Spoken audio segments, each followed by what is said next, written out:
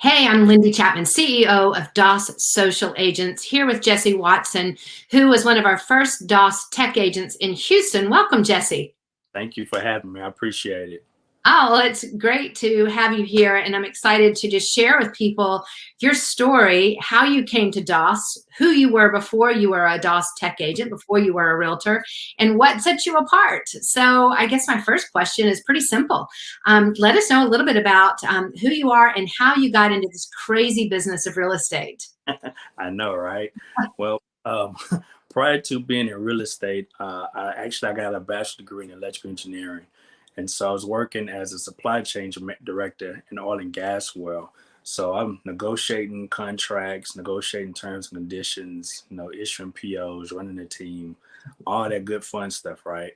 So the background kind of lines up with kind of a little bit what we're doing now, managing emotions. That's what we say we do, right? So yeah, I was in oil and gas for 12 plus years. And I really liked it for the most part. But it was crazy in the position I was in because I'm, 12, 15, 16 hours a day. So it got really crazy for a while. And I love that about you because, I mean, you were the epitome of a businessman before you became a realtor. You had this technical knowledge, this knowledge of contracts, of the way systems work. And like you said, though, being a realtor, it's this really convoluted job where you're balancing handling the emotions and the technical side of selling a home. And you can't just do one without the other. And so I think you really bring an interesting background into this, that technical background, that understanding, because there's so much that can go wrong when you're buying or selling a house, right? Absolutely. Any is possible. So what was it that caused you to move out of electrical engineering, and did you become a realtor with another brokerage first? Yes. So I was, while I was still working in the engineering world in oil and gas, I got my real estate license, and I started with another brokerage before. I started with Remax before, and I went from Remax to United. And I had different levels of experience with those two brokerages. But the good thing about it was me being able to build up a certain amount of momentum to a place to where I am today, because that was really what it was about. Working, getting a license, and start building momentum to get to a place where I can now be full-time real estate.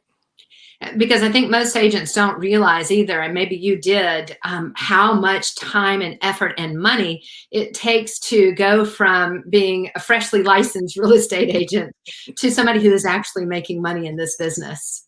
Absolutely. Yeah, it actually it's a lot more than what I anticipated up front. But the process that I went through, I'm excited about it because we really didn't miss many steps. And, Right. when I made the leap was a good leap. It was good timing. We had enough money saved up in the bank to really go after it. Yeah. And that's so smart. And certainly the foundation of your success is having been set up that way.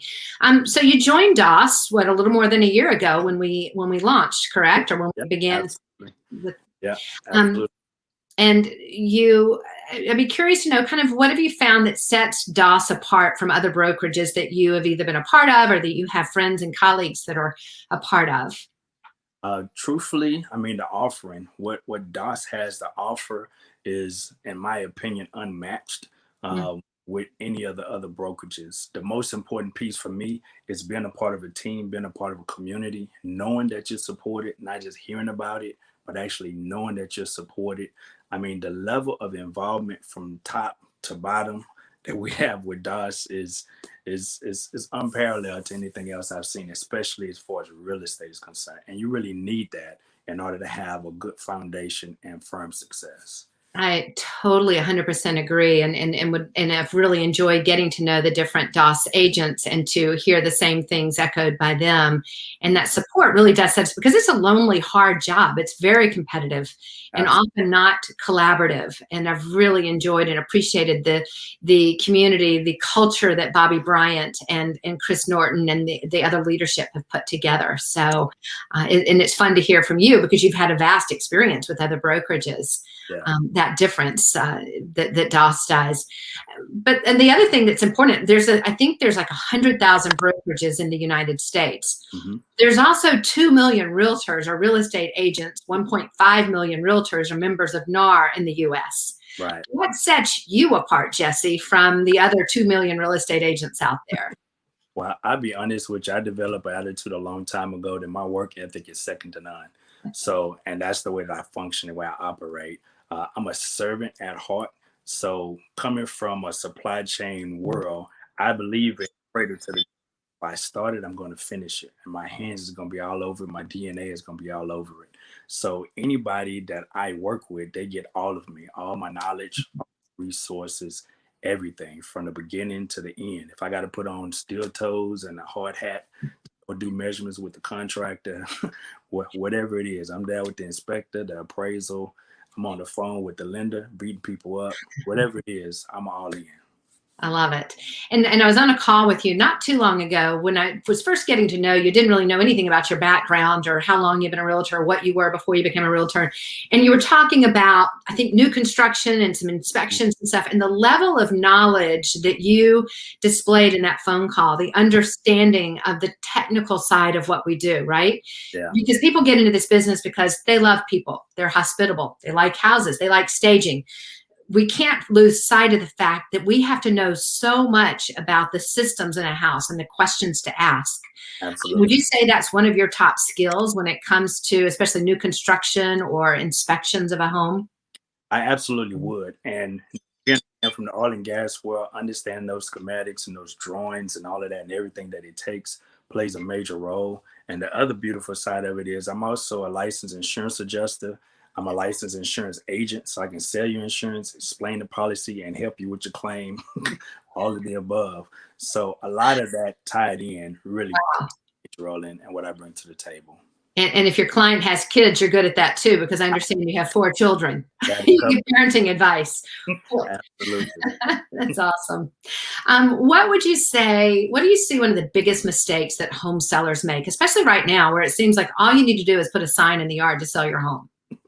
Yeah, I mean, for home sellers, especially when you start thinking about mistakes, I mean, there's so many different things that they could do. One of the big mistakes, of course, is overestimating the value of their house. A lot of times they think their house is the best thing, and they really got to look at it from perspective. You're getting ready to leave. You want to sell it. You want to make whatever it is that you can make based off what the market say, and then, get out of there. I mean, outside of that, it's several other things, maybe not staging the home, leaving it empty. There's a lot of different factors that kind of come in there. Well, I don't want to fix anything. I mean, it's a number of factors from a seller's perspective. Outside of that, truthfully, I say trying to do it by themselves. That's probably a huge mistake. Yeah, it can be, I think. And that's where you really need that truth teller. I have sold, and I love the fact that DOSS is going to be offering a kind of a for sale by owner option, because it does work out for some people, but for most people, you need that expert. You need, Absolutely. And maybe that menu of services, which again, I love the fact that DOSS is offering that, because there are people that, I've had business people that have negotiated, they negotiate $100 million contracts in their day job, right? And so they want to be more involved in that process. And I love the fact that at DOSS, we're giving people those options. Yeah. But at the end of the day, you need an expert, you need a truth teller, and somebody that helps you determine that right price strategy and that staging and everything else to be there to walk with you. Yeah. What about buyers right now? How can you help a buyer, especially in this crazy market where people are having to make 5, 6, 7 offers before their offer is finally made? What are the biggest mistakes you see those buyers making? Buyers, they get excited when they walk in the door and it's like, oh, this is my house, right? And don't really think about all the other things that come into play with actually buying a house. Sometimes they may not be prepared from a money perspective. I just want to buy a house and I just want to see. And then, because I had somebody that got into a contract and didn't have the money to close. So, or you got a lot of buyers that are, especially in this market right now, they're paying well over asking, right? And it's above what the appraisal is as well, not knowing that on the back end, at some point down the road, that equity is going to turn negative versus it being positive. You got to know what you don't know, for sure. What you don't know. So you've had a really good month. You've had a great year. You've had a good month. What's your favorite win of the month of May? Wow. The month of May, the luxury property that I sold last week, that's probably the biggest win ever. We've been working on getting that property off the market, and we've had a lot of different things going on with it. And it worked out last month, and this month, rather, last week. And really, this week, I had one property that didn't appraise, and it was a matter of how we're going to figure this thing out so that my client can get their house. So if I had to name one, I put those two together and say, hey, that was a huge win. So Awesome. yeah, Well, congratulations. I know you've had a really good year, and you've done some great things for clients, which kind of takes me to one of my last questions. There's a gentleman named Carl Slade out of New Zealand. I love what he talks about with the real estate agent and how we need to be professionals and not salespeople. And I love that that DOSS is really striving to educate people. But Carl Slade says to leave the client better off than they would have been without you. And I know you've provided some great service to your clients, but can you maybe share one favorite client story where you know that you left them far better off than any other real estate agent out there would have been able to serve them?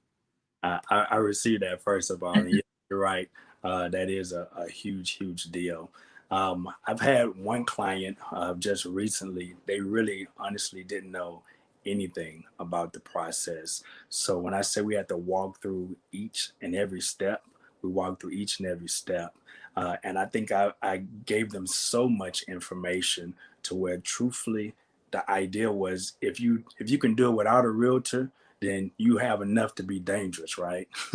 Definitely, I want you to come back, but you have enough to be dangerous. So even past closing, how to get their keys and where to go, and how to get their utilities set up. Where do I get my trash cans? All of those different things. I need somebody to come and paint this. Cool, I got you. I got a person for that. So it's been a lot of that, truthfully, with all of my clients. I've Yeah. been able to give them more than what they need, for sure. And it doesn't end when the transaction ends. And I think that's one of the biggest mistakes real estate agents make. It's how I got into the business, was just frustration. Well, it was motivated by great agents that really went above and beyond. And then the frustration with those agents who I never heard from again. For those people, for those realtors who realize this, the transaction doesn't end at the closing table. That's key. Because for us, when you've just purchased a home, it's just beginning. So that's you're awesome that right. you're providing those resources. Yeah, and that's, truthfully, short story. That's how we got into real estate. We had an agent that we thought was a friend, and she got us to a certain point, and then the bottom fell out, and she turned into somebody totally different. We never even got our option fee check, still to this day. Wow. That was I had somebody tell me one time, never do business with somebody you can't sue. That's pretty good. I like that. And I've turned down friends. I've told them, look, in fact, I just did a referral to a client that they bought a house with me. They're going to be listing it. I referred it out. It's $1 million home, but they became friends in the process. I'm not listing it. I'm not. There are too many things that can go wrong, and I value that friendship. But now she has 2 agents for the price of one, and I'll be working with her. But I was able to connect her to an agent in her neighborhood that's going to do a great job. But that's great. So, any last minute advice that you would have to give to new agents that are starting out, or realtors that are thinking about changing brokerages? So the biggest thing is, do your due diligence. Know, number one, what you bring to the table, and have realistic expectations of yourself to know what you have and what you bring to the table and what you don't know. Be coachable. Please be coachable, because the truth of the matter is, it's so much to know in this business. You don't know it all, and there's no way you can learn it all tomorrow, right? So you got to be coachable, got to be open, and be willing to go out and do the work. I mean, a lot of realtors make it look glamorous, they make it look easy, but there's just a lot of work that goes along to it, because your clients, they don't know everything that happened on the back end. So be willing to do the work. Like I said, be coachable more than anything, and have fun. Be patient, but have fun in the process, because it really can be fun, for sure. Absolutely. I agree. So, well, Jesse, thanks so much for being my guest today and letting me shine a spotlight on you and the business and the service that you provide your buyers and sellers and renters in the Houston area. And for any of you that are watching, if you need to buy or sell a home, contact Jesse, contact me, and we'll walk through and decide if Jesse is the right agent for your needs when you're buying or selling in the Houston area. But Jesse, I love your background that you've brought into this business and the wealth of knowledge that you bring. So thanks so much for being with me today. Thank you. I appreciate it. You've been doing awesome for us too. We're glad you're part of the team. I know we're going to do great things. So I'm excited. I'm really excited. Thanks so much, Jesse. Thank you.